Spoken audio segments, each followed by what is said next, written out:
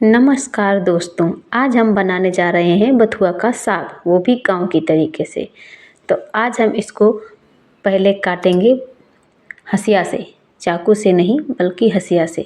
इससे क्या है कि बिल्कुल महीन और बारीक काटा जाता है और चाकू से इतना अच्छे से नहीं कट पाएगा जितना इससे कटेगा। और गांव में इसी तरीके से साग या बथुआ काटा जाता है।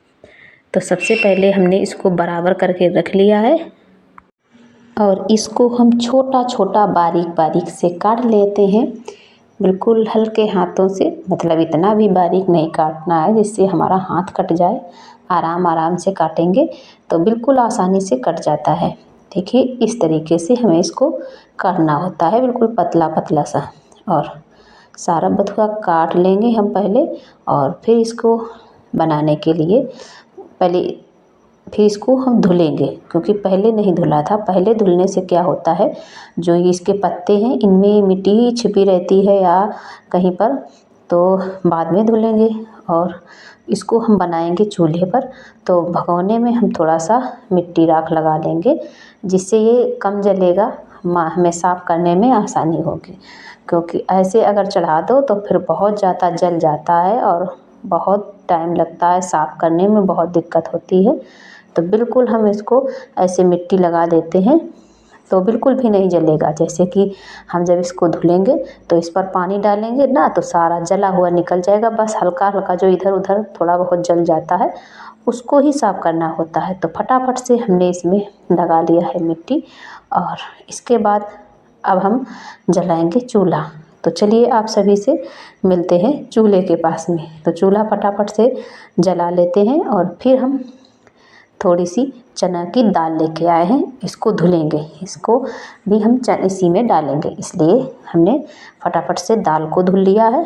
और ज़्यादा इसमें कुछ है नहीं, लेकिन ऐसा है ना कि जैसे घर की कोई चीज़ होती है तो कोई बात नहीं, ना भी धुलो चल जाएगा। लेकिन अगर बाज़ार से कोई चीज़ लाओ तो ऐसे बनाने का मन नहीं करता है। तो हमने चूल्हा पहले ही जला दिया है जिससे कि तब तक चूल्हा अच्छे से जलेगा और तब तक हम इसमें दाल धो के और डाल देंगे। तो पहले हमने चूल्हा जला के और दाल डाल दी है और अब इसमें हम पानी डालेंगे। तो जब तक हम इसको रखेंगे पकने के लिए, ये पकेगी, मतलब इसको रख देंगे तो दाल चने की देर में पकती है और इसके बाद में हम बथुआ धुलेंगे।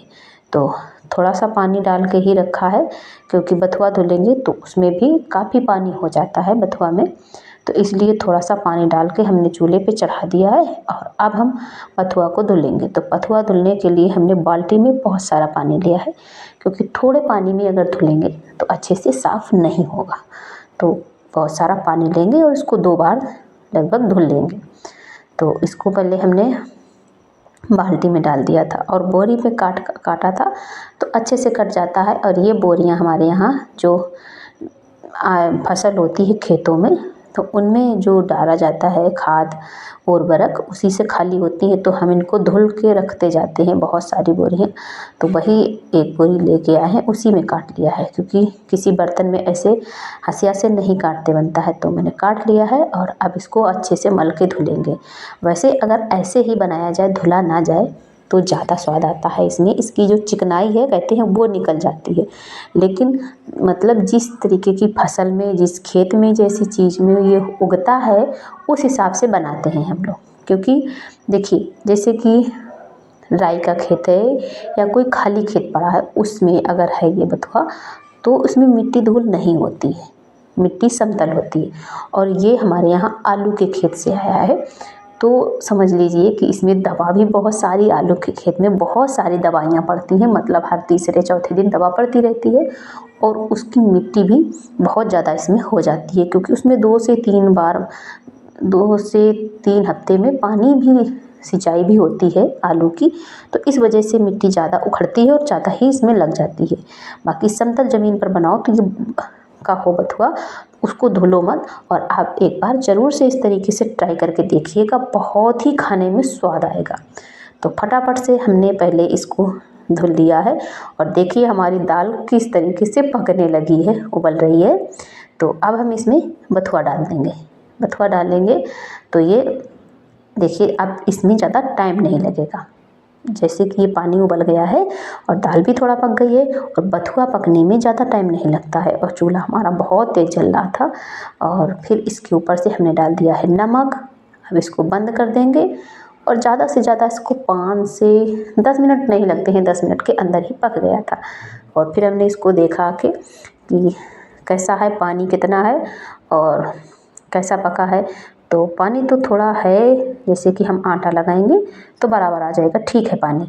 और सबसे मेन बात इसकी होती है कि देखिए इस तरीके से पत्ती को मल के देखते हैं, अच्छे से मल जाएगा तो समझ लीजिएगा कि हमारा बथुआ पक गया है। और इसके बाद हमने डाला कटोरी में आटा और इसमें पानी।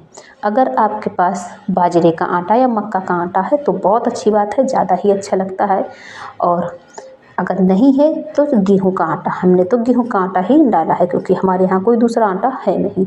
तो गेहूं के आटा को हम पतला पतला पेस्ट बना लेंगे, मतलब जिस तरीके का बथुआ है, बथुआ में अगर पानी ज़्यादा हो तो हम ज़्यादा गाढ़ा पेस्ट बनाते हैं और अगर बथुआ में पानी कम है तो थोड़ा सा पतला पेस्ट बनाते हैं। तो लगभग ठीक ही था।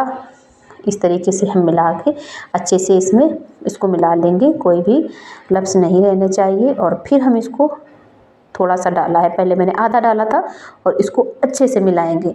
अब इसको जितना पकेगा उतना हम इसको अच्छे से चलाते ही रहेंगे, चलाना इसका बंद नहीं करेंगे। तो हमें अभी कम लग रहा है, हमारा ये भी आटा इसमें पड़ जाएगा। और अगर इतने में ही सही हो जाता तो हम ये नहीं डालते, बाकी का बचा देते। लेकिन उतने में हमारा कम दिख रहा था, अच्छा नहीं लगता खाने में, स्वाद नहीं आता है। फिर हमने और डाल दिया है। अब हम इसको अच्छे से चलाएंगे इस तरीके से गोल गोल घुमाते हुए। अब इससे क्या होगा, इसमें चिकनाई आ जाएगी बिल्कुल से, ये मतलब एक में मिल जाएगा, दोनों आटा और बथुआ खूब अच्छे से मिल जाएगा। अब इसको रख देते हैं, ढक के रख दिया है हमने थोड़ी देर के लिए। लेकिन जैसे आटा लगाओ, इसकी खास बात ये है कि इसके बाद हमको चलाते ही रहना है, नहीं तो आटा हमारा जलने लगता है नीचे। अब देखिए हम किस तरीके से चला रहे हैं इसको, इस तरीके से हम काफ़ी थोड़ा सा टाइट हाथ से चलाएंगे। मतलब देखिए अब हमारा ये लफ्स बिल्कुल अच्छे से बनने लगा है। तो इसके तड़का लगाने के लिए भी हम तैयारी करेंगे। तो इसके लिए हमने लहसुन को छील के रखा है और लहसुन हमने काफ़ी सारा छील के रखा है।